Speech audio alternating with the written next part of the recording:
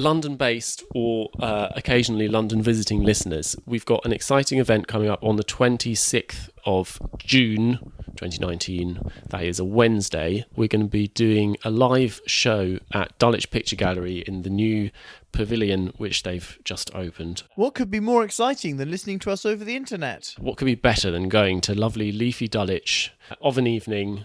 We're extremely well prepared for it, and it's going to be extremely good. So, do you?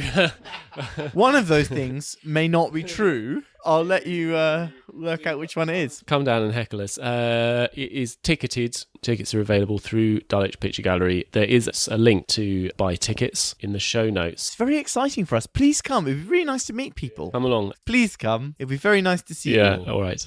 So on with the show.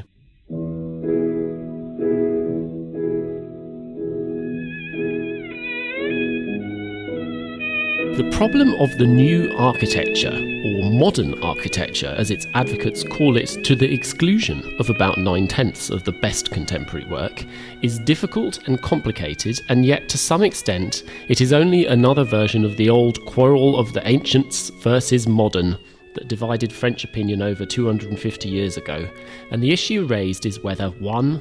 The mistress art is being born again, or 2. Has completely lost her head, or 3. May be suffering from a temporary aberration from which she may yet recover and renew her strength by throwing overboard a great deal of superfluous baggage. The point is worth investigating because, whether we like it or not, this new development has moved rapidly on the continent in the last few years with some very startling results. It has spread to this country and is now widely advertised as the one and only gospel of artistic salvation.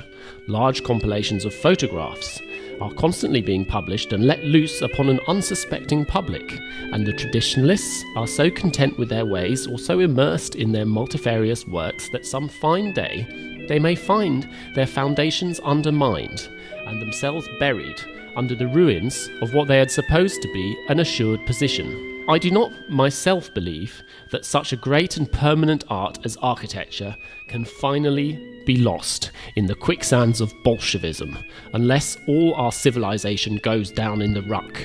But it is well to be watchful and critical. It is well to try and understand what this new movement means, to forecast, so far as possible, the direction in which it is tending, to sift what is good in it from what is rubbish and imposture, and to make wise use of whatever good element there may be in it for the advancement of the living art of architecture. Well, it all sounds very reasonable, doesn't it? Oh, well, I mean, just sitting where we are, it does feel sometimes that civilization has come to a screeching halt and we're sitting around the embers of whatever we've got left burning. That was a voice in 1928 from the other side of the aisle. Yeah, this is an ongoing project. An ongoing project. We're calling it the Reactionaries.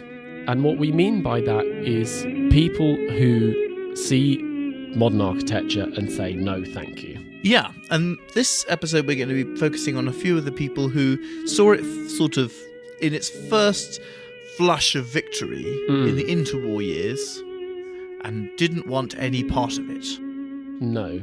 So the quote came from Reginald Blomfield, who at the time was a sort of fairly senior architect, and he wrote this book called Modernismus, which is a condemnation of the new style. You can tell it's bad because he's used the German word. Yes, he's given it a German name to show that it's not English and that it doesn't properly deserve an English name. I think I would want to make, maybe in setting out what who's a reactionary and who isn't, I think there's a critical distinction, which is that reactionaries are trying to reach back to a pre-modern architecture and set up their camp there.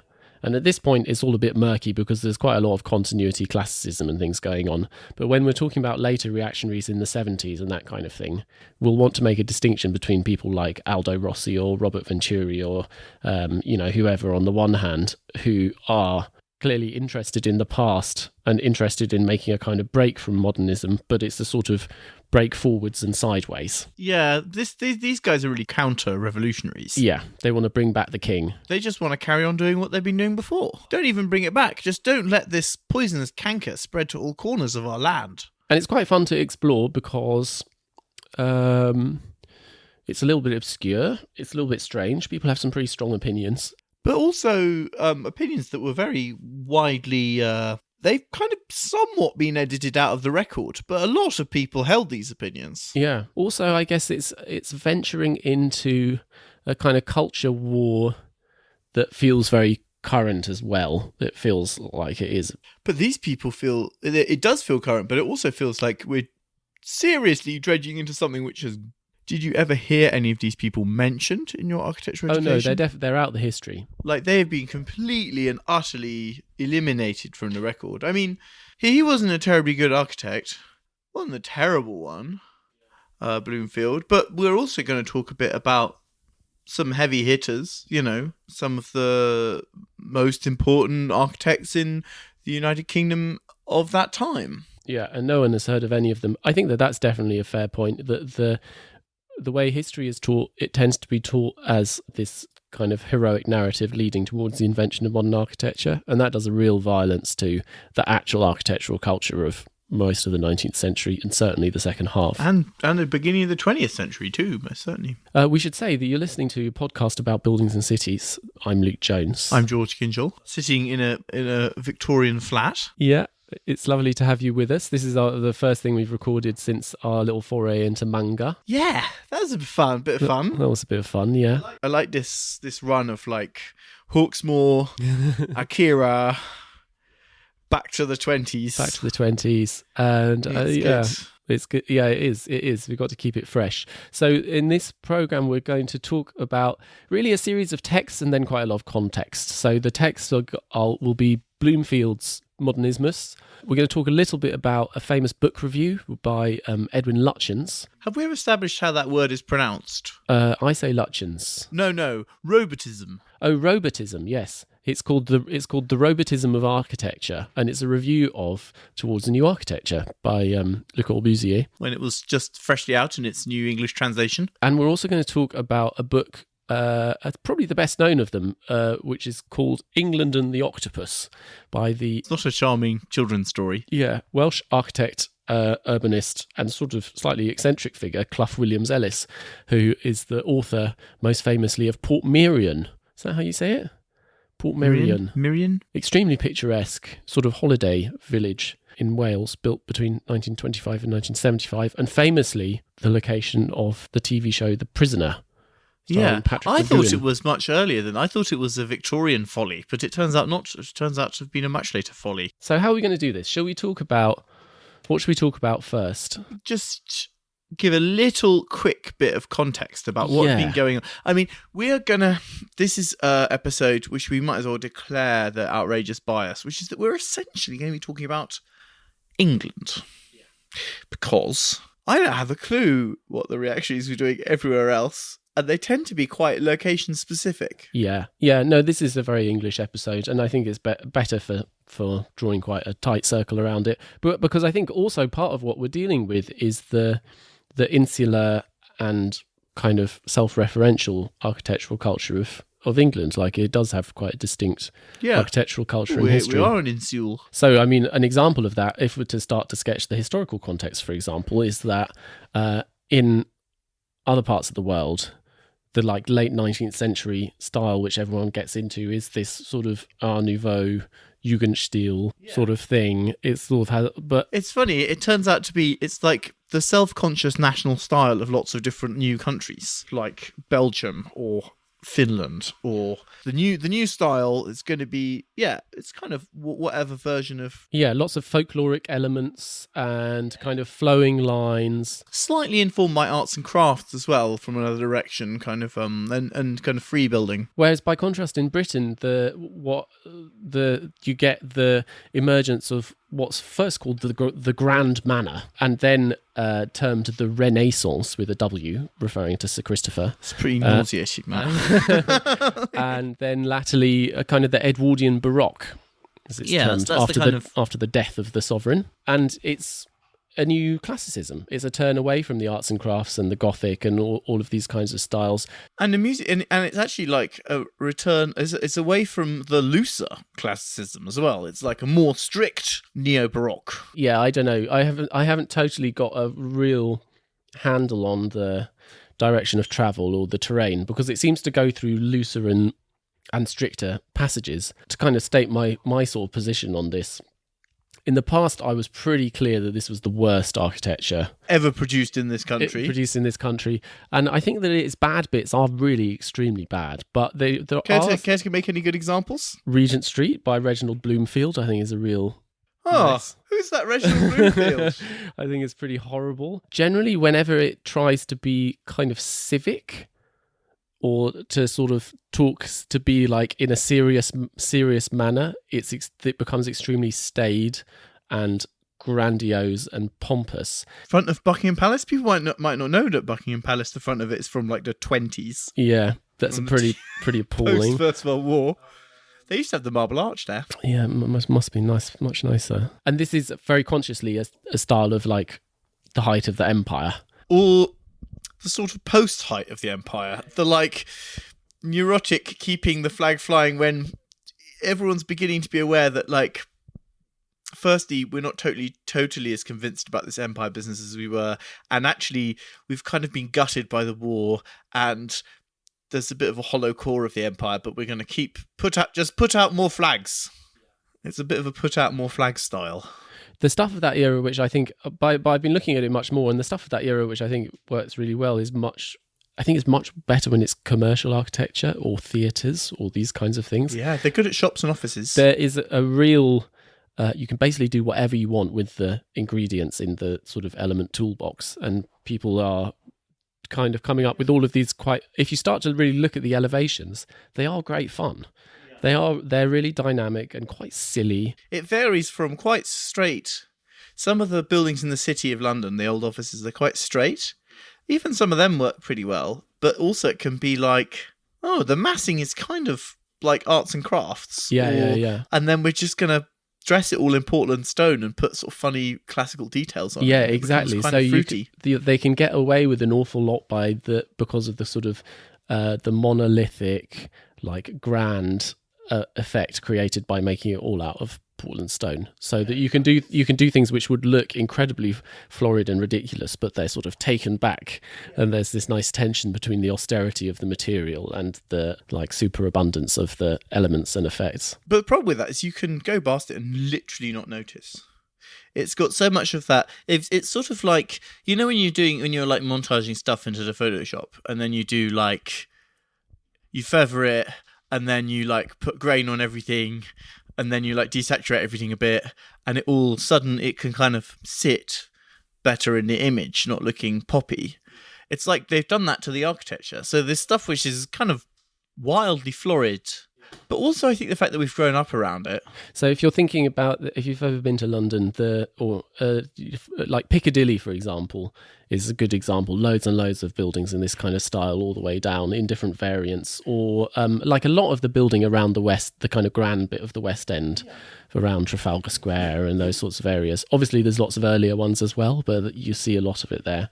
Something that you realise, and it took me a long time to realise this, far longer than it should, is a lot of the stuff which looks very old in places like Whitehall and, the smarter bits of the West End is actually 20th century. A not insignificant amount of it is after modernism. It's really trying to look 18th century. Yeah, and those are the ones which I think are crap. Like all these like War Office buildings and things in Whitehall, I just find incredibly, they're like so hulking and pompous and like and they give nothing back, and they just I react. They've got very no much relationship to the street as well. They've got all the sorts of problems that people complain about modernist buildings have. How they meet the ground, they like annihilate their streets. It feels like architecture for cars without cars, and that like you're just walking past miles and miles of wall with windows high up that have got no. Yeah. It's cold. Yeah, it is. So I think maybe we should talk about.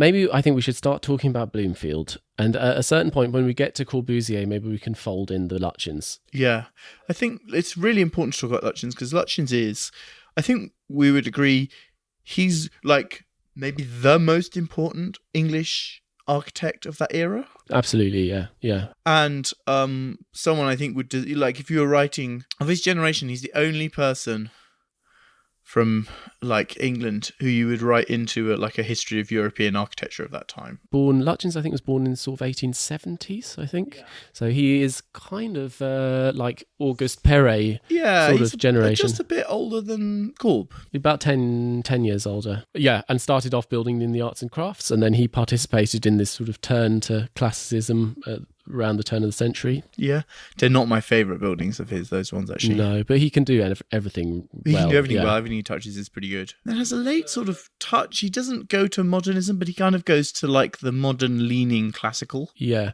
but he's moving much more slowly. If you compare him with like Otto Wagner or someone who must be of a similar, maybe even slightly older, he's moving much more slowly towards that sort of destination. And he's not at all a theorist. In the text, there was this mention of this thing of the quarrel of the ancients and moderns, which might need to be, maybe we should contextualise what that is. So it's a famous argument that went on in the French Royal Academy in the late 17th century, I think. So, I mean, Louis XIV's time. So the observation that they make is this, that at that point in history, it's clear that in the field of science, people are doing things which surpass the achievements of the classical era. No one said it's a heliocentric world. They hadn't discovered the circulation of the blood. Newton comes along and mathematically describes motion. These are clearly stuff that Aristotle didn't know about and are correct, and Aristotle was clearly wrong. So then the question becomes, how should we think about the arts? How should we think about So the argument is about poetry. Is there such a thing as progress in art? Is it also the case that we can or will surpass the genius of antiquity in the arts? A lot of people believed that the arts were different and that it was unperfectible. And in essence, it wasn't that the classic... I think probably this came out as the mainstream opinion, was that poetry, the classics weren't necessarily the best, but they were a sort of first flush, and that because poetry is imperfectible, I don't know, people didn't necessarily... There wasn't necessarily a set opinion on that, but there was an idea that there is a defence of looking to the ancients in mediums of expression, because you can say aesthetics are not like science. They're not in that way perfectible. And also that they kind of created, because they created all of these mediums, these arts, we kind of live in their world. So yeah, and they were experiencing it as novelty, you know. So and then architecture obviously is in this ambiguous position because it is an art, but it's not just an art. Yeah, and it's a slow art. It's very different to literature. It's slow, and also it has elements of science in it. It has the kind of innovative possibilities of new materials, and it has this. I mean, obviously, literature also has this, but in a much more literal way, architecture has to be the mirror of the society, doesn't it? Because you actually... Yeah. And like another thing, you know, we talked about scientific advancement, but there's also the discovery of America. Throws things out of balance. The new world. What does this mean in the new context? And we're sort of having that again, because we've just had, with our modernists, we've just had two things happen. One, which is the sort of general change of science, motor cars at a technological, you know, like this new generation of technology, and then the Urkatastrophe, the First World War happens, and this is written, modernismus and this whole period, you cannot escape the shadow of the First World War. It is the moment of culture. Like you can make an argument for modernism that you couldn't make. You can make these sort of huge, broad, sweeping statements like, this is going to be a new era of rationalism. And it can seem different because the world has been turned upside down. In 1913, there was a radical avant-garde, but the bulk of Europe's landmass was run by monarchies, ancien regimes, and that's all come crumbling down. And also less young men around than there used to be, and the ones that are not very happy. We're going to interrupt for a word from our sponsor, the Article Trade Programme. Article is an online-only furniture company inspired by mid-century style and Scandinavian simplicity.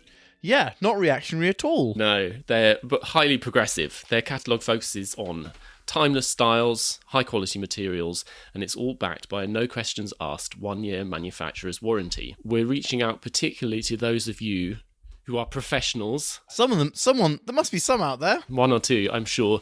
Architects, interior designers, and anyone else in business. You can access exclusive pricing and tax-exempt purchasing on articles' entire furniture catalogue, plus specialised service by joining their trade programme. All you got to do is sign up. So it's free to sign up, and in return you get fast shipping. All items ship in 2 weeks or less for a flat rate of $49. You get professional resources, commercial product catalogues, spec sheets, fabric swatches, and flexible financing. If you're in a real rush, you get the option of warehouse pickup in selected cities. That's in Los Angeles, Seattle, Jersey City, and Jacksonville, Florida. They've got a whole team of industry professionals, lots of them designers, who understand what's important and can help you with all sorts of aspects of the business side. Sorting out of what things. you need as well. So to access all those benefits, become an Article Trade member today. To register, you need to visit aboutbuildings.article.com. That's aboutbuildings.article.com. Thanks very much for sponsoring the show. So Bloomfield is... He's really famous for one building, I would say, which is the Menine Gate, which is one of a string of Commonwealth War Memorial graves in the Low Countries. Yeah, unusual for being integrated into the urban form of the city of Ypres. Yeah, which was catastrophically destroyed, as well as having a few buildings that have been incredibly famous as Beaux-Arts references, like the Cloth Hall. Yeah. So it was sort of bombed flat and or shelled flat rather, but rebuilt. And so the Menine Gate is like a gate through the old walls, isn't it? Yeah, the walls which had held as walls and had been fought over. This sort of medieval fortification that had been fought over, rather like the Crusader castles being fought over and destroyed in the Syrian civil war. Something that seems very sort of strange. It's kind of, I guess it is somewhat interesting. It's sort of slightly Sonian space, isn't it? The kind of it's this series of sort of flat like domes with which are top lit. Yeah, oculus, funny rounded or sort of flattened semi-archy dome. Yeah, with an oculus. And then obviously with lots of names and other things in the middle of these places. That lends it a great deal of solemnity and power because it's this war memorial. The two that and Tietval, which was a Lutyens, and I suppose the cenotaph are probably the ones that kind of those are the ones with the real, which are the kind of iconic British ones. Yeah, actually, I think other countries did better. I think the Italians had the best architectural. The Italian ones are pretty grand. Yeah. But let's not get too sidetracked on that. Yeah. And he was, at the time he's writing this, he's in his late 60s, I think. That sounds about right. So he'd really come of age during the 1890s and had a very successful practice doing a lot of country houses before the First World War. Yeah, he comes in the last confident flush. There was a big economic downturn in the 1870s. It comes back in the late 1880s, 1890s, and people start building. And it's the last big imperial style, I guess, that goes through. He's like a generation or two after those people that we talk about a lot, like Philip Webb and Norman Shaw and these kind of people. And although he's a great devotee of Shaw and thinks he was like a great man, his work really constitutes a rejection of their approach to doing things, which he regards as being full of kind of romantic fripperies and sort of foolish kind of notions and and problematic, and he thinks it's also politically problematic as well. He will often say about people, this account is reasonable and sensible, this architecture is reasonable and sensible, and then say, but it's wrong, horribly flawed. So he talks about Richard Norman Shaw's building New Scotland Yard, which is a couple of buildings along from the houses. If you're looking at the Houses of Parliament and you go one building along, that's Hopkins, Portcullis House. If you go another building along, it's that one. So one of the characteristics which he's trying to praise is people kind of working with history and then trying to like have a foot in both camps or whatever. Like it's got to be a living art, i.e. making progress, but it's got to also not repudiate our ancient civilization. Yeah. I think those would be the sort of terms. He never kind of explicitly says. He never explicitly says what he's going for, but it would seem to me that what he's going for is progress, taste, moderation. Yeah, and tradition. Kind of, it's a funny choice of building. I was a bit taken aback when he started talking about it, because it looks like it has the scale of, a big bureaucratic building. It's styled like a Jacobean castle with little turrets. It's stripy, orange and white. As was all the rage at the time, actually. And then it has, its base is this complete sort of stylistic, like faux pas with like rustication or something, isn't it? It's got like a classical base with a little Jacobean castle built on the top, and a big weird arch. Yeah, I mean, it's not the most camp late Victorian building, but I mean, they were extraordinarily camp. Yeah. I think it's fabulous. I love it. Fabulous is probably the right word, yeah. I think it's really great. Like, Norman Shaw was a very good architect. No, Norman Shaw, again, another person much better than Bloomfield. But it's sort of difficult to see that as an example of paying suitable obeisance to history and being serious and all that kind of thing, because it seems like frivolous in all the right ways. It seems playful. It seems informed by a great knowledge, but also like a willingness to just throw everything out, It is something amazing about the late Victorian. The buildings of rich and powerful people and powerful institutions could be amusing, jocular, and that's something that I feel hasn't existed subsequently. That is something I think that's been lost. I mean, maybe is the Scottish Parliament building jokey? Not really successfully, but that's like the nearest thing I could think of to like a jokey institutional building. I think it's close, because it's very serious and it's very earnest, but it's also extremely playful as an idea. And I think the Scottish Parliament, had it been built a bit more closely to its original design, I think would have done that more successfully. But it certainly went away for a long time in the 20th century. I think I just wanted to say one thing, which is that, like, to try and capture what his era is, and that he, as a like younger architect, would have sort of seen that world, and he would have seen people he liked and people he didn't like. But the movement that he participated in is this turn back towards the architectural references of the start of the 19th century or earlier. This turn back towards the classical style, saying, well, actually, in the 19th century, a lot of stuff has gone off the rails, and architecture needs to go back, but not too far back. Yes. It's sort of confusing, isn't it? It's kind of down with the romantic side of Gothic revival and its descendants, putting its descendants including the arts and crafts and free building, kind of. Those being the styles which are probably less smartly classical, more florid, looser. I mean, the Gothic revival starts off as very earnest, but it quite quickly stops being earnest. And I think he's against that, and I think he's against that the more sort of the politics of that, which are kind of familial, paternal, and slightly socialistic. And I guess that the background to that is, it feels like what motivates the grand manner and everything that comes after it is sort of mixture of like imperial pomp and paranoia. Yeah, anxious. Victorians were anxious, and the Edwardians were just as anxious, and in a way their worst dreams had kind of half come true just recently. Fears of decline. Also,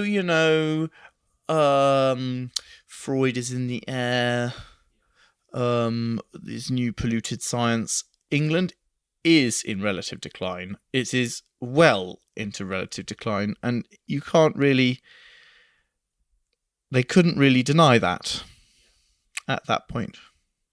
So, what's he saying in Modernismus? So, basically, it's got quite a lot of stuff in it, but I think we're going to focus on the attack on modern architecture it's a slightly annoying book to read in various ways because it's clearly written quite fast, and it is written in almost as a series of book reviews of other things which people have read. So that there's a review of a book now completely impossible to get hold of by a chap called Manning Robertson, which is a sort of pro-modernist. Yeah, I saw. It's definitely one of those polemics which is talking to someone who's not in the room. Yeah. And then also it's an attack on this one by, is he called Geoffrey Scott, which is a book about the Baroque, which is actually quite a well-known book, I think. It's still easy to get copies of it, but I haven't read it. The bit which is most animated is the bit in the middle. The thing is that, he has a case against the architecture of the 19th century and he has a case against the new architecture. And I think fundamentally his position is that he thinks him and his generation led the revolt against the 19th century and everything that was wrong with it. And so he's kind of the revolutionary who sort of finds that there's a whole lot of new revolutionaries, and he's sort of a bit miffed that they've kind of stealing his thunder and doing all sorts of things which he finds incomprehensible or incredibly ugly. But yeah, I think the bit which is worth focusing on is the bit in the middle, this chapter on modern architecture. And maybe I'll just read out like a couple of bits, but it's a real rogues gallery. He calls out lots of people. He has this funny habit of referring to people. Nowadays, it's a pure piece of passive aggression, but referring to people by their titles. So he talks about Herr Bruno Taut, Herr Erich Mendelssohn. Messrs. Yes. Or even using the MM, like Monsieur, abbreviation. Yeah, Monsieur Le Corbusier. Is that just isn't his title Le? Yeah. I mean, it's kind of funny calling someone Monsieur Le Corbusier. Yeah. Because it's not his name. Yeah. So you don't say Monsieur Stalin.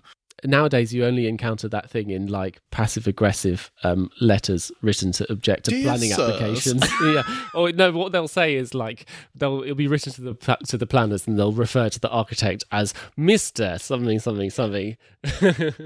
Cannot be trusted. Is a liar. Yes. Yeah. It's a charlatan and a fraud. Yeah. Has repeatedly shown. No. Yes. Okay. Well, so the preface is this.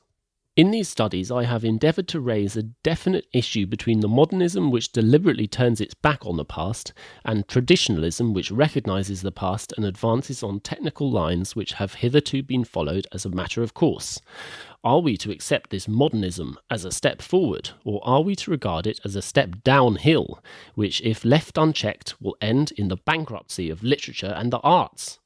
Since the war, modernism, or Modernismus, as it should be called on the German precedent, has invaded this country like an epidemic, and though there are signs of reaction, its attack is insidious and far-reaching, with the wholly fallacious prospect of a new heaven and earth, which it dangles before the younger generation. Yeah. You got the key things there. It's like corrupting the young. It's strange because you will often be... Yeah, I think it's a bit misleading because the tone of most of it is much more measured or he will often reasonable. Be halfway complimentary about things. He's he's quite complimentary about the sort of softer school of Dutch modernism. He doesn't mind Bruno Taut's buildings, but he's sort of not minding them in a kind of patronising way as well, I found. Like... Yeah, he refers to Bruno Taut, an enthusiastic advocate of the new architecture, and talking about Taut's admiration of Joseph Paxton as a glass architect. He says, I can recollect how 40 years ago we younger men greatly admired the accomplished steel construction of the French engineers, and how, alone of the older generation, Norman Shaw appreciated the significance of the Eiffel Tower. Even then, the possible artistic value of an unadorned construction was realised. By the beginning of this century, the Romantic movement had finally broken down with all its sentimentalities and revivalisms, and in countries with far weaker and more uncertain traditions of art than our own, such as Germany and Austria, the field was lying fallow. He does have this strange, it sounds very weird to us now, like English chauvinism, which I guess you could kind of have in the late days of empire, where he would say that, firstly, Europe is made up of civilizations, such as the French, or the Italians, and that the English civilization is one of the more grounded ones. They have their own characteristics, which they shouldn't try and stray from too far. Which are kind of ethno-cultural. Here's a good one. I am sorry for the Dutch. They have deserted the sedate manner of their country with its peculiar and characteristic charm. Yeah. Yeah, it's sort of all of these terms. I mean, probably when you just say a sentence, it sounds kind of worse than it is, but it's definitely couched. There's a lot of offhand just assumption of this worldview of, like, civilizations of Europe. I mean, he essentially says, unlike the Russians, we in England are civilized. And one of the things he's very worried about with modernism is that it's corrosive to the root of our civilization, the English civilization. Yeah, exactly. He's a patriot, and he regards his patriotism, and indeed, I think, like, patriotism as sort of indispensable to Englishness. Yes. Or actually probably anywhereness. So he's the one of the things that is corrosive about modernism is this sense that it is an architecture of anywhere, or it's an architecture of a they wouldn't have used the term, but it's a globalized architecture, or it's an international style, I guess, to use a more current phrase. Yeah. And that severs the possibility of an architecture which is connected to this, like, indispensable meaning as a national style. Yeah, and there's this terror that you're throwing away this ancient civilization of England and putting your lot in with the polluted science of, you know, chemical warfare. Yeah, and Bolshevism. And to go along with the new cultural expression is the new politics of collectivism, which is much against traditional English individualism. We've mentioned it, I mean, you said it a couple of times, this idea of the 1,000-year tradition, which he's always coming up with. And I think we should point out why that's sort of ridiculous, or it's kind of just a fiction, isn't it? I would think everyone thinks that now, don't they? I don't know. I think it Do would be people worth... think English civilization is this... I haven't heard anyone in my entire life talk, except extremely strange, very old people talk about English civilization without it being... Yeah. I was thinking also about architecture, to point out that the historical continuity that he points at is essentially like a revolution of the early 18th century and then succeeded by another revolution of the mid-19th century. All of these things which become established as, like, traditional forms of architecture are successful revolutions, aren't they? They're not. Sure, there's no continuity. I mean, it's reasonable to say that the architecture in the British Isles is a bit different to that in continental Europe, and all the places in Europe, like, they had their own Gothic, they received things at different times. I'm not sure there really is a through line. You know, I don't think there's anything that you could say that, like, the German Gothic, German Renaissance, German Romanticism sort of share a German characteristic which is strong and clear throughout. I don't think there's any truth in that. And obviously there are some things in the cultures of these countries that persist. I think it would be folly to say that there is no cultural continuity. There are some characteristics of governance, culture, you know, various aspects of how people live, society. Yeah, institutions. Yeah, and institutions and things that go through these countries at that time. No, I don't think, I don't think there's any. It doesn't exist. The 1,000-year Reich of... the 1,000-year Reich of Englishness. But I think in our own day, and I think that this all, really from the post-war onwards, architectural reaction does start to constitute this idea of a continuity which is uniquely severed by modernism. But it tends to be a kind of collective one. I would say there's a kind of reactionary union across Europe and America that has got this kind of classical, Christiano-classical, civilizational idea. Traditional, classical... It's funny, it's traditional, classical, kind of conservative with a small c, pan-European and European offshoot culture that they're sort of defending, which I don't think is quite what's going on here. I think what's going on here is different. It is different, yeah. But I think that it is a general thing that we'll see multiple times, is that that the reactionary kind of looks back through this sort of magic clawed glass or whatever at the past, which renders a whole series of complete contradictions as if they were all part of some kind of unity. Like, you know, the Georgian square or whatever, when it was invented, it would be difficult to imagine a greater sort of outrage to the existing urban continuity at the time when people came up with that. But I think Bloomfield has got a more nuanced and less clear view of this, because when he's talking about the 19th century or the 18th century, he is pretty mixed in his views. He finds them unclear, fripperous. He talks about sort of flights of romantic fancy. And you get a sense that he doesn't have a sense of a continuous tradition. He has an idea of like this living sort of civilizational culture. At no point does he idolize the past. He also insists that there will be continuous progress. Like, I think if you'd asked him what was the best period of English architecture, he would say 10 years earlier than it was now.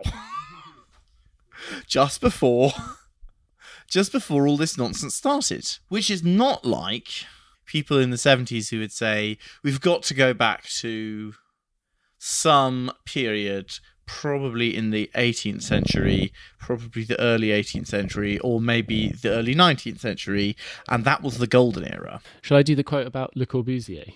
Monsieur Le Corbusier has enthusiasm and a remarkable faculty for begging the question. And whatever the value of his writings, I find his buildings simply unintelligible in their purpose and wholly unpleasant to look at. In a series of photos illustrating a new manor collected by Messrs. Yerbury and Robertson, there is one of a pair of houses in Stuttgart designed by this architect, which appears to be an oblong box on posts. The first floor has continuous windows from end to end, and apparently the upper floor is open. Houses of the Rue Mallet-Stevens in Paris are another example of a type of house which seems to me wrong, not only on account of its unattractive appearance, but also for its discomfort in a northern climate. One does not want to live either in a conservatory or in rooms which appear to be suggested by the operating rooms of a hospital. The authors say these buildings are buildings of today for modern people. They reflect what modern people think and do and want. But I would ask them, do people think in terms of reinforced concrete? And how, in actual fact, do people live in buildings such as these? Apparently they sit on chairs made with steel tubing which wobble when you sit on them, or on settees of solid glass, and spend their time looking out of the windows with which the modernist architect usually fills one side of his rooms. When they're not talking about civilization, the attack on modernist architecture is that it is impractical. Not unreasonable. Which is not unreasonable. Corbusier's early buildings were totally impractical. They didn't work. They're almost unrestorable. They require, refinishing every 5 years because they're perpetually falling about. Heroic practicality is so much part of his sort of machine aesthetic that, that obviously implodes itself. And part of that impracticality is that it's not the natural order. And then that they are an avant-garde elite strange taste that's out of the touch of the normal taste, the natural taste of people, which is certainly a standard claim, which again, quite a lot of people don't like modernism. You'll meet them all the time. Lots of people don't. Yes, they'll often tell you. A lot of people find modernism an affront. Also, that it is impractical to build, dysfunctional in operation, and unattractive to the natural tastes of people. I think those are three sort of, Yeah. And that, I guess, is kind of an easy game to play, isn't it? Because you get to just talk about the failings, you get to talk about how funny everything looks. I mean, everything does look pretty funny when it's... buildings are easy to satirize. Because you just say that because, they're reaching for, profundity or beauty or whatever, and you say that it looks like a box of cigarettes or, a packet of washing they're liquid just shapes. I mean, you can't really justify the way things look. And in fact, Bloomfield's kind of got a way of thinking about what architecture is for, which is that he says that really architecture is for the delight, which is different to what Corbusier is trying to justify architecture as being for. Bloomfield sort of goes along with the notion that 19th century styles are driven by their aesthetic qualities, and once you've said the aesthetic has got to be functional, you undermine the purpose of architecture. Whereas Corb would sort of be, the architecture is a necessary part of culture because you've got to have buildings. Buildings are tools. They respond to this tool aesthetic and this new and they're a part of this new culture that's going to drive us towards the stars or whatever. And those are just different ways of looking at architecture. To some extent, there is also the thing that it's quite easy to critique modern architecture on its rhetoric, because the rhetoric is necessarily extreme and it's partial, isn't it? And also highly divided. Architectural rhetoric, architectural theory doesn't really say what's going on. It's not really true. Like, if you are going to reduce Le Corbusier's work to, an aphorism, it's the one about a house being a machine for living in. But if you actually read his theory properly, an enormous amount of it is about, the Parthenon and the kind of eternal truths of architecture, which sort of cut in a completely different direction. The picture is much more rounded. But, if what you want to do is to single out or to give a very kind of extreme picture, then there is lots of material to work with. Yeah. And there's a lot of tearing up the world in sort of heroic age of modernism. That's what they wanted to do. Le Corbusier says, I want my buildings to be like an ocean liner. Blomfield says his buildings look like an ocean liner. Both those sort of points of view are right. Like, architecture, if you define it as like the Academy of Architecture, the architecture of magazines, it is about what it looks like to a large degree. But also, architecture is a necessary thing. You've got to have buildings. They are a product of a culture. They're a necessary product of a culture. And they're a part of the rest of the culture. And they're a sort of, their aesthetic can represent the functional, technological aspects of that culture. Here's a quote for you. English towns and countryside cannot assimilate this new architecture. It is essentially continental in its origin and inspiration, and it claims to a merit that is cosmopolitan. As an Englishman and proud of his country, I detest and despise cosmopolitanism. Yeah, there's a bit where he says, architecture, true, has manners. And what may be polite in the suburb of Stuttgart is utterly out of place in the Chilterns. Yes. Well, I think there's two things there. One is that, as we're going to see more than once, that like Englishness of English reactionary sentiment has a lot to do with construing the English countryside as to the kind of virtuous location, isn't it? That's where it sort of springs from. That's where it returns to. That's where ultimately the flame of like English truth is maintained and nurtured. Outrages perpetrated against this countryside are the most hurtful of all. They're much worse than things done to the cities. Yes, absolutely. The sort of, and I think that's something that's shared in a number of European countries. The French were very concerned about depopulation of the countryside and the privations. Various German political movements, including a rather famous one, draw a lot of their support and sort of spirit from the idea of the German land and farmer, and centre their sort of desires on that. Also, the countryside is the natural political ally of the conservative. Yeah, of course. I think that there is something specifically English about the focus on the idea of intrusion. Like you do have other things, the kind of the deserted village and the countryside which can no longer sustain itself in the old way. But that's not what's at issue. The issue is the intrusion of ugliness into the countryside.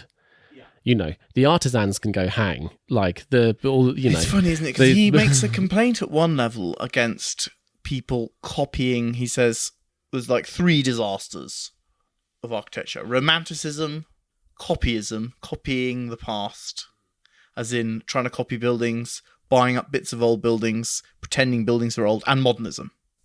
Those are the things that he's going to go reflecting.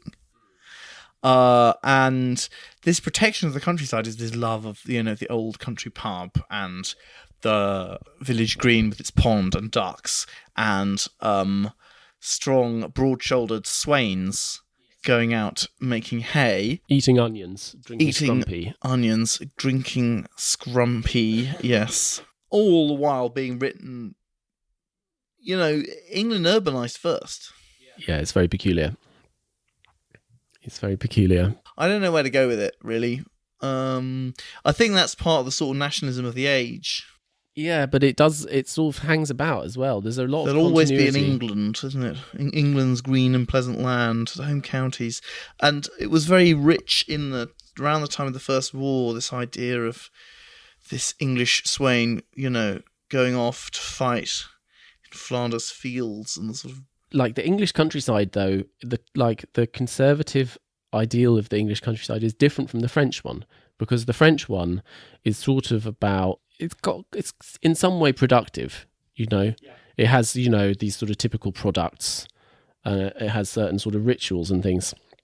Whereas the English one is purely a repository of like nostalgic dreams. It's the thing. It is an attractive view from a country house, actually. Like it's a thing. It's a thing that you kind of drive through or whatever. It doesn't have any like intrinsic or like productive life of its own.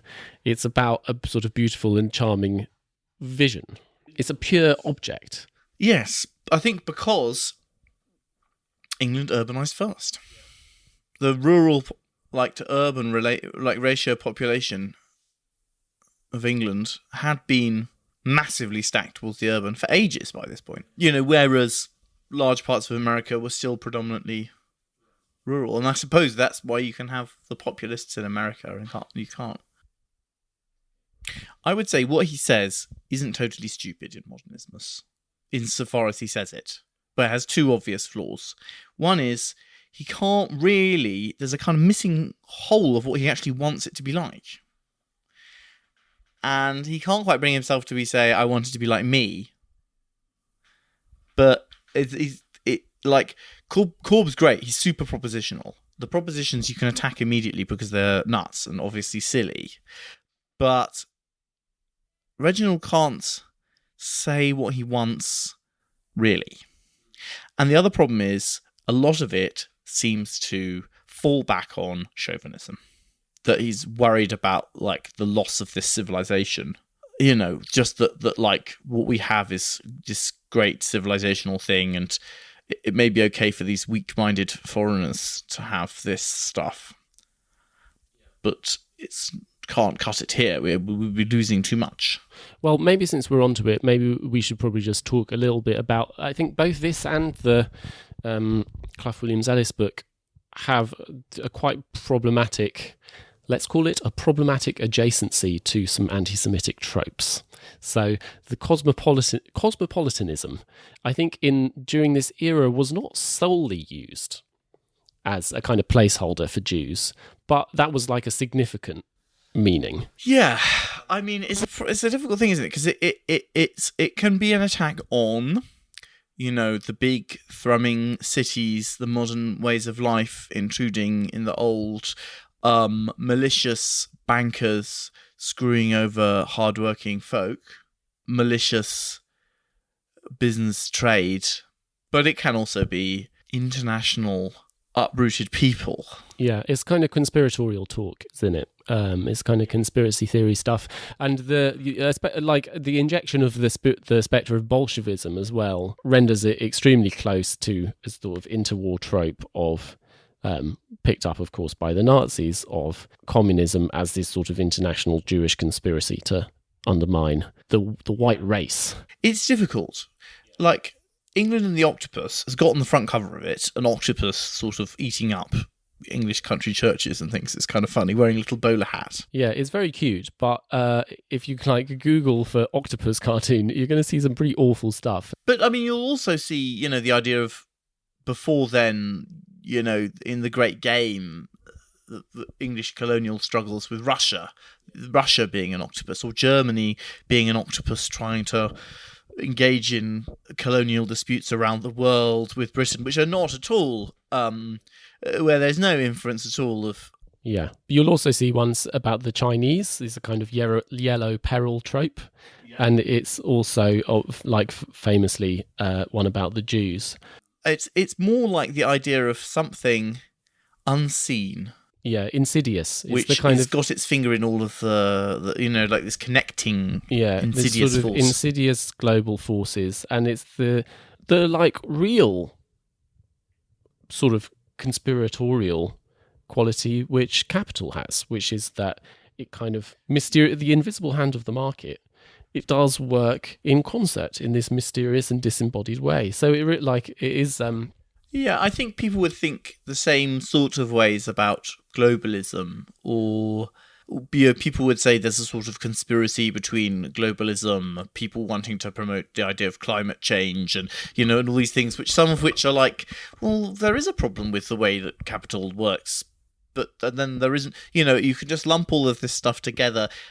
I don't think either of these people are certainly no worse than would be typical. Yeah, I suspect that both of them were anti-Semitic in the way that men of their class were, but I think it would be slightly misleading to say that was a force particularly animating either of them. I don't think it's driving this stuff, and I think that it's much more that the sort of malaise which they're kind of coming out of is the same one which is harnessed by that and other forms of racism. I think the reason we're bringing it up is because you look at this stuff and you are immediately queasy because it's so adjacent to tropes that are going to be popping up 5-6 years later by the Nazis to promote their horrific agenda and the enormities perpetrated across Europe.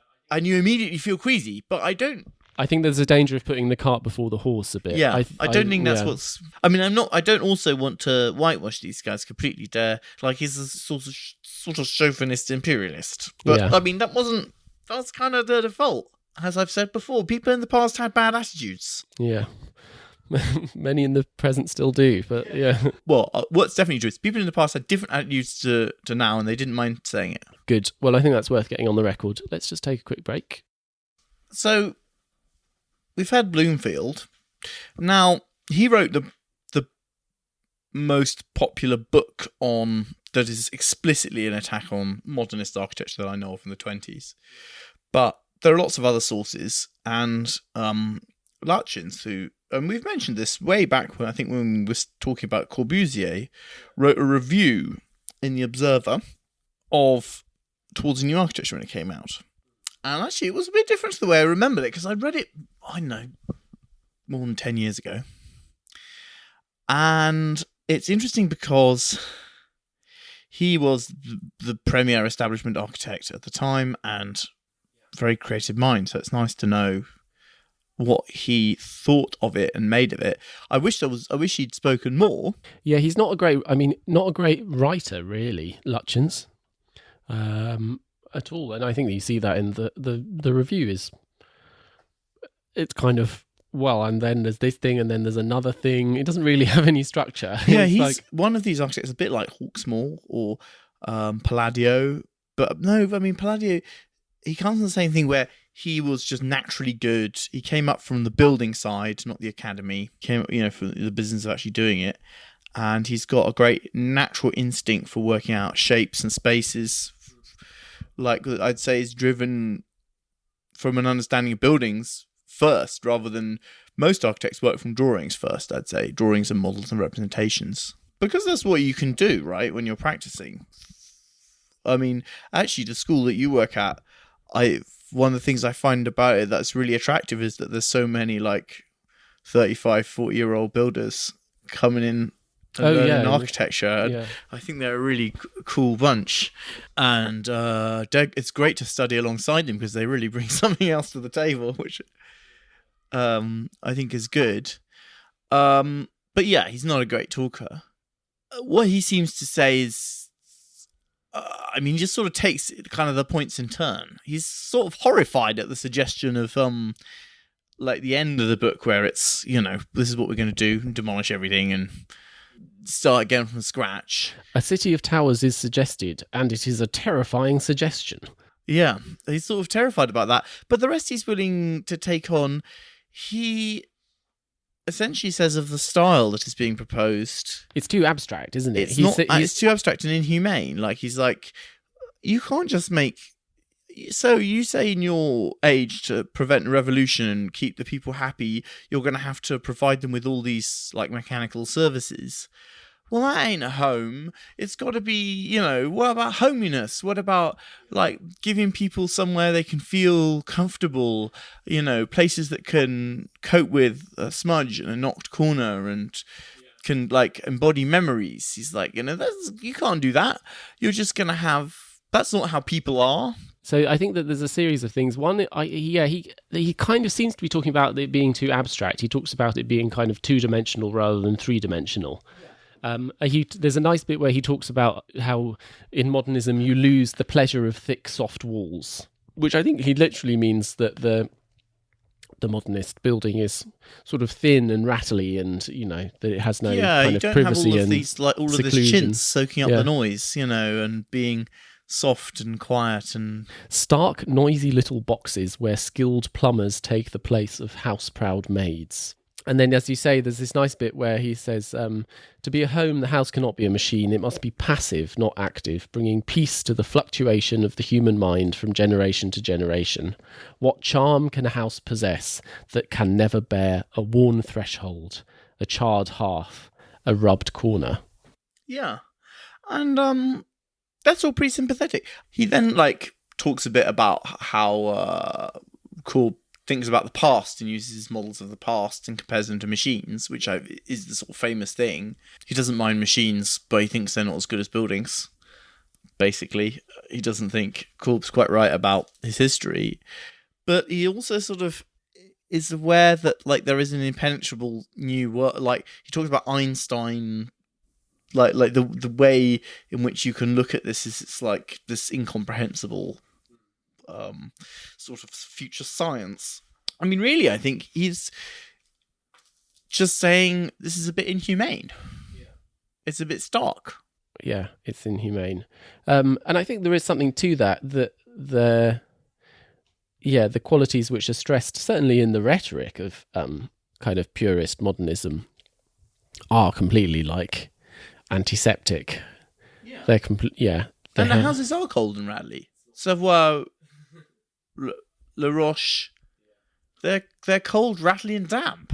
I mean, it's true. Like, they got water running every, Yeah, and Lutyens' houses are delightful. And Lutyens' houses were lovely.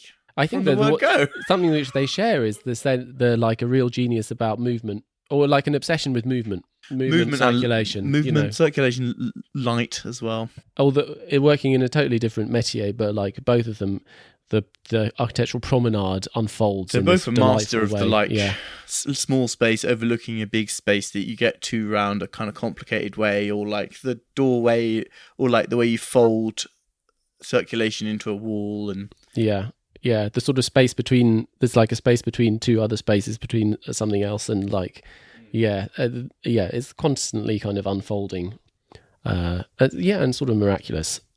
I think that there is something significant which he says, which is worth stressing, where he starts talking about Versailles, and he has this funny bit where he talks about, because he's basically just going through, as we did, that disorienting series of different bits, because it is totally disjointed towards the new architecture, and it's all these different bits all over the place. Corb has also written it quickly, and it's like, and here's all these things I'm excited about. Pleasant, too, is the thought of Le Roi Soleil, Louis XIV, on whose pillow, when in bed alone, all of the axes of the avenues terminate. The men who laboured, and who, I hope, enjoyed the creation, could say, it is not we who have to bear that load. In the City of Towers, on the other hand, with its bus-ridden, elevator-tired robots, what similar pleasure can they have? So there is something, what's being said there, which is being said in quite an implicit way, is really about the fear of, won't it be awful for all of these workers when they no longer have architecture to tell them who the king is? Yeah, which, to be honest, was what Bruno Taut was very worried about. Well, yeah. And he just said, it's fine, it's a city of one tower, and that will fulfill that role. So it's not like that was a concern that's just modernists had that problem too, and that's a problem of order, like homogeneity. sort of the more geistig, like modernists were thinking about it. But it is the threat posed by modernism is about the upturning of like social order and of the ability of architecture to like enshrine and perpetuate propriety, order, deference, tradition. Culture as well. And it's not just about deference. I think for them it embodies the social order. And the social order of 20s England was a hierarchical, late imperial one. But I mean, the example is explicitly a completely hierarchical one. Yeah, Louis XIV, the most hierarchical of hierarchical monarchs. And that was the worldview, but it's very conservative. But it isn't. I don't think it's... I think you can emphasize that too much as well. But I think it's important that the threat in that case is a civic threat. It's a threat at like a civic level or at the political level. It's a threat to architecture's role in order, like in every sense. Yeah. And that's going to be a bit different in some of the other reactionary texts that we look at. But I would say at this period, the background culture in the 20s is so different to the background culture in the 70s. We're still kind of in the British Ancien Regime, which had been knocked down but wasn't out, and was going to be knocked out by the Second World War and the loss of empire, and then the left-wing post-war settlement. I mean, it would still actually hang around a hell of a lot more. I mean, a lot of people's attitudes don't change very much individually, and in a way, it would go on to be the Cold War, right? But you just wouldn't be saying that in the swinging 60s.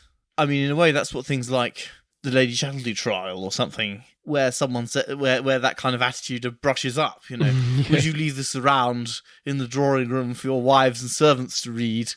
And it just is utterly preposterous. Whereas now, at this point in the late 20s, people could say that in England, and it wouldn't have been ridiculous.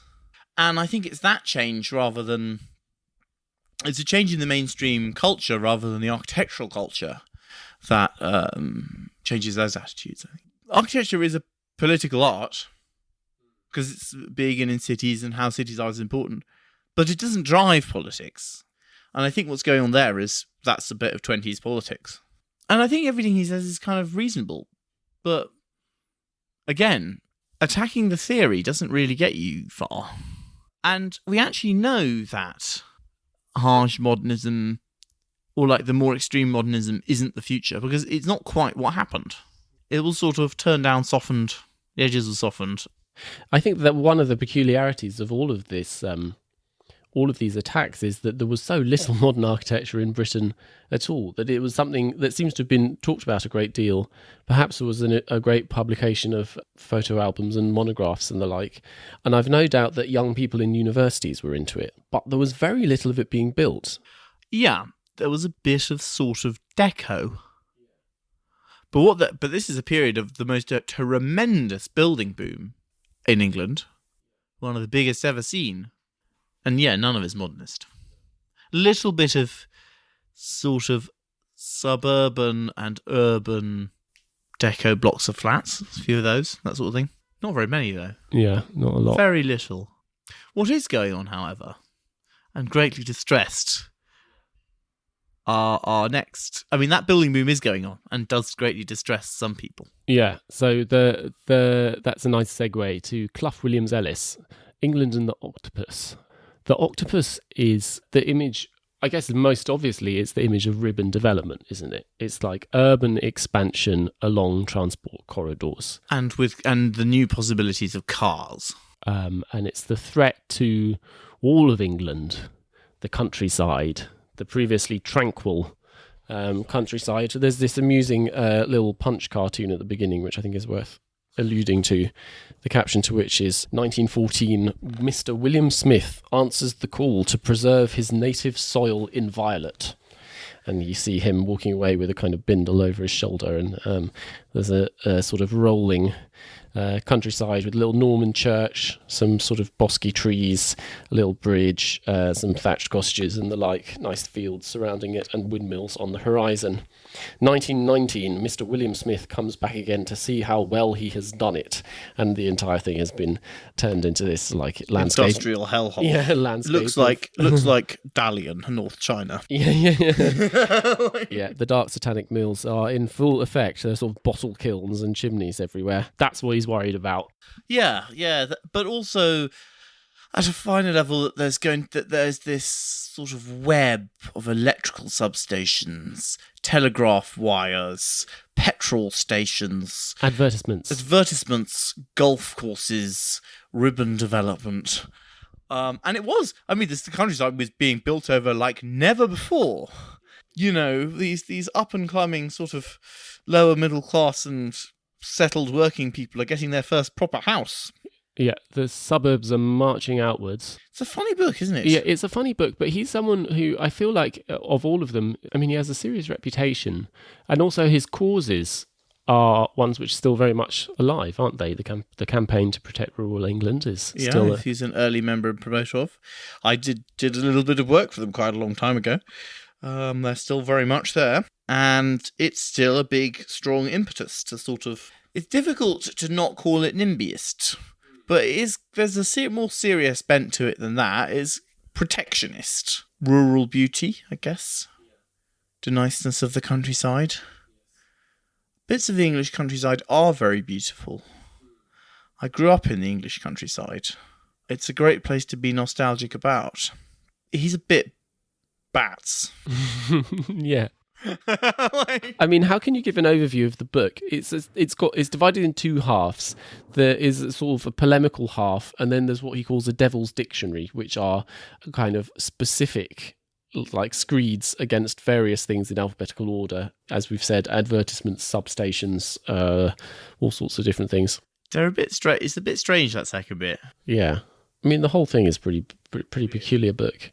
This isn't an attack on modern architecture. He doesn't because modern architecture hasn't really existed, and what he's attacking is stuff happening in England at large that he finds ugly. The kind of cry again and again is against ugliness and beastliness. Stop being so beastly. The beastliness. Why things can't be prettier.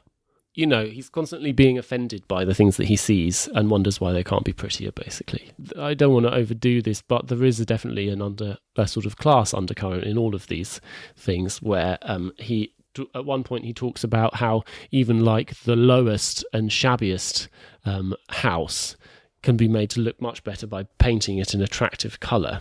And it's very much the case that he's extremely concerned about the outward appearances of buildings and very, very little about the material conditions of the people living inside them. Yeah, certainly. He wants a beautiful English countryside to walk around in. The reason why people want a beautiful English countryside is to look at it. So in chapter 7, there's a bit where he's imagining kind of a sort of a trial by a fictional character he will call Mr. Otherman, who is a sort of embodiment of naughtiness. And he imagines him being interrogated by an angel. Firstly, as a young man, you took advantage of an unusually wet winter to buy a flooded riverside field cheap, and advantage of a dry summer a few years later to sell it for cottage building at a very handsome profit. The cottages have always been damp and unhealthy, and a beautiful water meadow, from across which the famous view of the Norman Abbey used to be seen from the bridge, has turned into a ragged slum. You knew that excellent building land was readily available elsewhere, but with a speculating builder as your accomplice, you could not resist this perfectly legal opportunity of turning a dishonest penny. You are not alone in your guilt. None of the authorities concerned should have permitted houses to be built in such a situation. The town council or the abbey guardians should have secured the meadow at its low agricultural value as a permanent open space for the amenity of the place and the pleasure of its inhabitants and all who pass that way. The world and your fellows are in this the worse for your living. Yeah, don't build cottages. Leave meadows open so people can look at them. I bounced off this book completely. I sympathise a bit. The beautiful bit, old villages in the countryside are really lovely to look at, and they've got amazing little like street layouts to walk around, and lovely fields around the back of the church, and these beautiful churches to go and visit. And the estates on the outside of them are pretty ghastly, and often have got like terrible poverty going on in them as well. We don't sort of talk about this kind of like rural, like all is not great in the countryside at all. I mean, some varies massively place to place, but he's just like, he just doesn't like development, basically. He's got an idea that some stuff can be done nicely if it's done a bit mock, Yeah. standard faux. I'm just not really convinced by the utility of this sort of rather prim, like, outrage. It's not that any of the things are necessarily untrue. You know, a lot of the buildings are built very shabbily. A lot of the development is very ill-considered. I'm from marshland. People Barratt homes slapping houses all over them, and then they all get flooded. Ha ha ha! Me mock them. That almost exact conversation, except for the bit about the view of the Norman Abbey. Like, that just seems... Well, that's romanticism, isn't it? At certain points, he goes into the pursuit of contrasts, which is using photography. An old whitewashed cottage in North Wales and a costly new bungalow in the same neighbourhood. No vulgarity spared. I mean, the bungalow is rather ugly. It's of a kind which people would now find extremely attractive. Whereas the cottage, I think, is probably be seen as rather austere. Yeah. It's probably got no floor. Yeah. It's probably actually for cows to live in. You know, you get like all this old furniture in auctions, and it's got no legs and stuff because they've all rotted because the floor in the cottage was like earth. Yeah, to the extent that he has propositions at all, it's occasionally praising recently built buildings which are in like a late Edwardian Baroque style. The style that volume house builders up and down the country are trying to imitate. They can't really do the proportions though because they wouldn't be economical. No. What is there to say about this? I think that I'm a very urban person. That's sort of my whole frame of reference. And I just don't really... I can see that it's just not the way round that I see any of the problems. Like, I see kind of urban sprawl as like an urban problem rather than a countryside problem. So, I find it difficult to really engage very strongly with People have the same problems in the countryside they have... certainly in the southeast, that they have in the city, which is that their kids can't afford to live where they live anymore because there's not enough houses. No, I mean, I'm not for rampant development, but I bounced off this book completely. I thought I was going to like him more than Reginald Blomfield, who I thought I was really going to dislike, but it turned out it wasn't like that. No. He's a pure kind of busybody. I mean, in fact, he was actually a pretty prolific architect, and he built a lot of these. I mean, how would you describe them? They are like, they're sort of Georgian, slightly romantic, like classical, but with a slightly romantic quality. Bits of them look a bit like Nash villas. That kind of quite light. Not a big fan of Nash's architecture, actually. I think he's got an eye for development. We're not going to go there because it's miles away, but we might talk a little bit more about his great work, Portmeirion, through the medium of television, which will probably be on one of the bonuses. And we're going to do the bonus on Decline and Fall by Evelyn Waugh, right? Oh, yeah, so we're going to do one of those as well. I think there's going to be 2 bonuses for this episode because we've got slightly out of sync.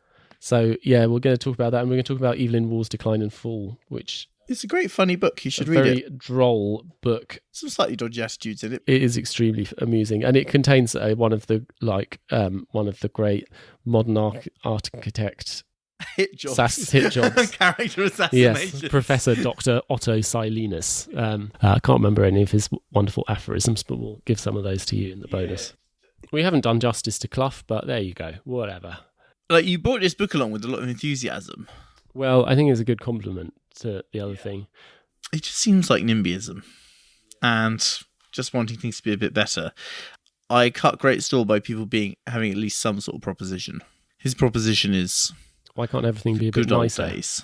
Why can't everything be a little bit nicer? Well, it's complicated. The world's not like that. Oh, yeah, I want everything to be built better. I see error all about. The world we're surrounded by it. Yeah, error. Yeah, I mean, part of the motivation when you're being confronted with all of this stuff over and over again, you are reminded that modern architecture is not altogether in a good way.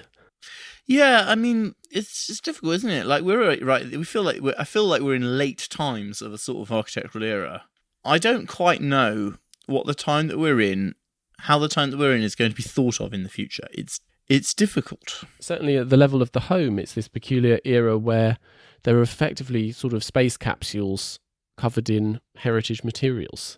Yeah, really poorly put together as well. I know, all held together with sellotape. Made of glue and like bits of sort of like 2x3 because they didn't want to pay for 2x4. And then the public buildings are pretty peculiar, aren't they? But you would have to say that their most pronounced feature is lots and lots of like electrical servicing equipment, which hasn't been properly integrated into any of the form. Yeah, I mean, I'm sure you've had meetings with M&E engineers. You want 6 huge boxes in the middle of the room. Yeah. Yeah, it is all a bit like that. It seems to have been easier in the old days somehow. I'm not quite sure. They just didn't do it. What was being built in the 20s is, like Baroque. It's a revival in England, but it's a completely forgotten era.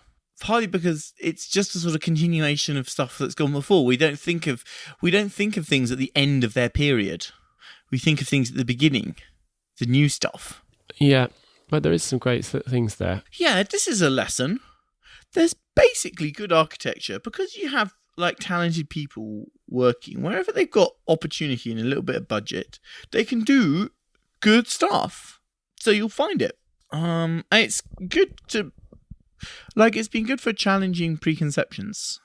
Like, I didn't have a very good view too of like what was being done for the most part in England and up to the Second World War. Yeah, there's some bad ones.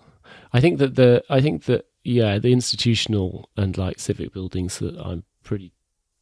It's difficult to think of many good ones. The kind of Senate houses and war ministries and things are extremely like Ceausescu-ish vibes.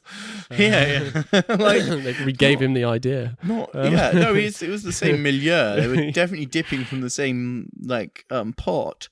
And as to what's motivating these sort of another thing was like what. Having not really thought about these people or read any of this stuff, what is motivating these people?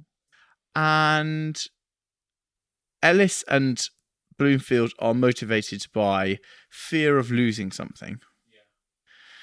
Yeah. In the case of Blomfield, this like eternal culture and... Yeah. Or it's really, for him, I think it's the sense that he has this sense that the young people in the universities don't care about the things he cares about at all, and that they're willing to chuck it all out, and he's horrified. He's horrified at the idea of going away from architectural orders, as in Doric, Corinthian. Now we've let that go, it seems like something is very easy to let go. Yeah, and in a way, I think they had already let it go. If you really look at those kind of Edwardian Baroque facades, these things all have their kind of intrinsic associations, but it is a complete collage, the way that they're related to each other. Yeah, whereas mid-Victorians did sort of, the Royal Exchange or the Foreign Office or... Yeah. There's still propriety, but the propriety is gone. It's they're like dancing the... what's it called? The one where you put your legs in the air and they see you in the can-can. They're dancing the can-can. The orders are dancing the can-can. Yeah, so we'll go on and see what these in the other periods people are motivated by. And like going back to Lutyens again as a last note on him, like the thing is you can attack the rhetoric because the rhetoric is ridiculous, and you can point out the problems with the buildings and say my sort of buildings are nicer. And I'm not really sure that architectural style necessarily on its own, they can all be good. I think, and looking at it from hindsight, it seems like a sort of storm in a teacup, except that it's the most big thing that's happened in architecture. And they were right about the technology, that it would be transformative in the end. Yeah, both sides had their points. They had to fake it till they made it a bit. Well, we'll see. the characters don't get any less fruity as time goes on. No, absolutely not. I think we've rabbited on enough. I think there was some good material there. I hope you're enjoying it. I hope that was all right. Of all the episodes we've done, this is something that I knew the least about before starting, which means that we've probably got the least far into it as well. Yeah, there are various things going on. It's the podcast is the operating tolerance of the podcast at the moment is sort of rather fine, but we're keeping the show on the road, and I think we're gonna keep having fun stuff. Coming up later in the year. So thank you for listening. Thank you to all those of you who have rated and reviewed on iTunes, and please do that if you're at all minded to share the gift of About Buildings and Cities with a lot of people. I found this surprising at first, but a lot of people find the podcast just through searching for architecture on iTunes. Yeah, so if we have good ratings, we come up in that search and they discover it. That's very nice for us. The aforementioned bonus material can be accessed through Patreon. You have to pay $3 a month, and there is It's quite a back catalogue now. Yeah, I think there's some really good things on there. It's got a good range as well. You should subscribe. If you like the podcast, you'll like the bonus material. There's some deeper dives. And yeah, we've got a few good things planned for these. Thank you very much, Matthew Lloyd Roberts, for editing these shows. Thank you, Matt. And you can follow us on various things at about_buildings on Instagram. We'll be posting some kind of material to accompany this. What else is there to say? I guess that's it. Yeah. Well, okay. Bye. Bye. See you again soon.